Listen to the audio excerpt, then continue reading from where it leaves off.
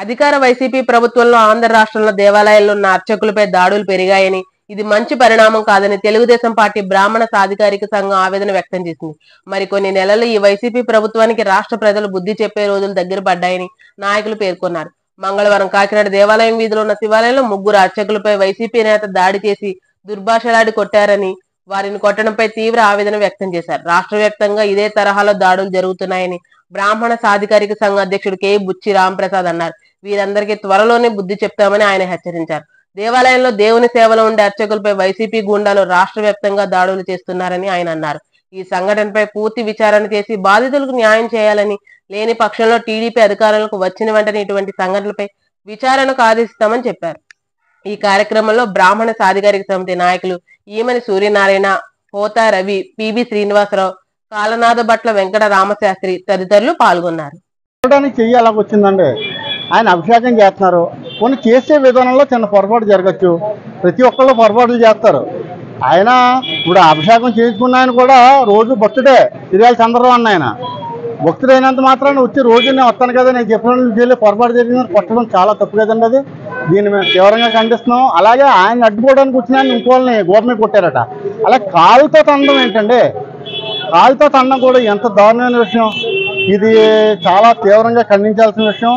ఆయన మీద చర్యలు అంటే ఏదో 332 కట్టేసాము ఆ తర్వాత ఏదో జరిగిపోద్ది కాదు. అక్కడ డీసీ గారు, ఇక్కడ ఈఓ గారు, 1 టౌన్ సిఐ గారికి చెప్పి ఇమ్మీడియట్గా ఆ వ్యక్తిని అరెస్ట్ చేయించాలి. అరెస్ట్ చేయిస్తేనే ఈయనకి న్యాయం జరిగినట్లు. తద్వారా ప్రజలందరికీ ఒక మెసేజ్ వెళ్తుంది, బాధితులకి న్యాయం జరిగిందని. ఎక్కడ చూసినా కానీ రాష్ట్రంలో ఎవరిని దాడులు చేసిన వాళ్ళ మీద అరెస్ట్ చేయట్లేదు, కేసులు పెట్టట్లేదు, ఎదురు కేసులు పెడుతున్నారు. ఇది చాలా దారుణమైన విషయం. దీన్ని తీవ్రంగా ఖండిస్తూ వెంటనే సదరు ఎస్పీ గారు క్షమించారు. అంటే భయపెట్టారండి.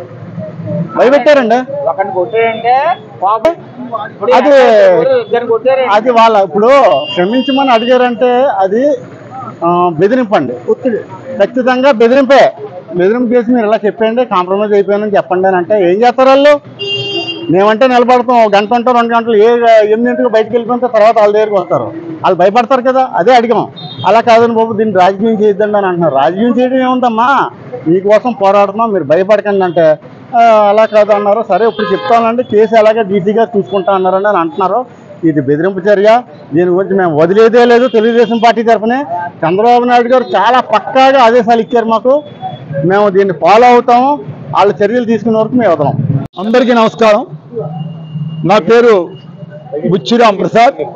నేను రాష్ట్ర తెలుగుదేశం పార్టీ బ్రాహ్మణ సాధికారిక కమిటీకి అధ్యక్షుడిని. అదేవిధంగా మా రవి కాకినాడ పార్లమెంట్ బ్రాహ్మణ సాధికారిక కమిటీకి అధ్యక్షులు. సత్యనారాయణ ఈమని సూర్యనారాయణ గారు మా బ్రాహ్మణ సాధికారిక కమిటీకి రాష్ట్ర అధికార ప్రతినిధి. నిన్న ఇక్కడ ఈ గుళ్ళో జరిగినటువంటి విషయం మీ అందరికీ తెలుసు. పురోహితం కోరేవాడే పురోహితుడు. అర్చకుడు అంటే భగవంతుడికి భక్తుడికి అనుసంధానంగా ఉండేవాడే పురోహితుడు, అర్చకుడు. అలాంటి అర్చకుల మీద దాడి చేయటం ఏ విధంగా సమంజసం అని మీ ద్వారా నేను ప్రశ్నిస్తున్నా. తల్లి, తండ్రి, గురువు తర్వాత ఎవరికైనా మనం నమస్కారం చేస్తామంటే, పాద నమస్కారం చేస్తామంటే ఆయనే అర్చకుడు, పురోహితుడు. అలాంటి వ్యక్తులకి ఈ జగన్మోహన్ రెడ్డి ప్రభుత్వంలో జరుగుతున్నటువంటి అత్యాచారాలు చెప్పుకోవాలంటే 1-2 మీకు దగ్గర ఒక 30-40. నేను 5 దాడులకు వెళ్ళాను. బాపట్లలో ఒక పూజారి దుర్గాప్రసాద్ గారి మీద దాడి చేయడం జరిగింది. అదేవిధంగా భీమవరంలో ఆలయంలో యజ్ఞోపయుతాన్ని లాగి అవతల పడేసినటువంటి సందర్భం మనం చూసాం అక్కడ. అదేవిధంగా భీమడోల్లో చేశారు. అదేవిధంగా రాజమండ్రిలో, ఇవాళ కాకినాడ, చివరికి మన సత్యనారాయణ స్వామి టెంపుల్లో పులివెందల్లో కూడా దాడి చేయటం జరిగింది. అదేవిధంగా నరసరావుపేటలో దాడి చేయడం జరిగింది. అదేవిధంగా నెల్లూరులో దాడి చేయడం జరిగింది. చండ్రాకోల్తో కొట్టిన సందర్భాలు కూడా మనం చూసాం. ఇలాంటి వ్యవస్థలో అనాగరిక పరిపాలనలో ఉన్నామా? ఒక్కసారి మీరు ఆలోచించండి. ఎప్పుడైనా ఈ 70 ఏళ్ల స్వతంత్ర వచ్చిన తర్వాత ఇవాళ దాకా ఎక్కడైనా బ్రాహ్మణుల మీద ఇన్ని దాడులు జరిగినాయా అని మీ ద్వారా నేను అడుగుతున్నా. ఈ ప్రభుత్వం ఏం చేస్తుంది?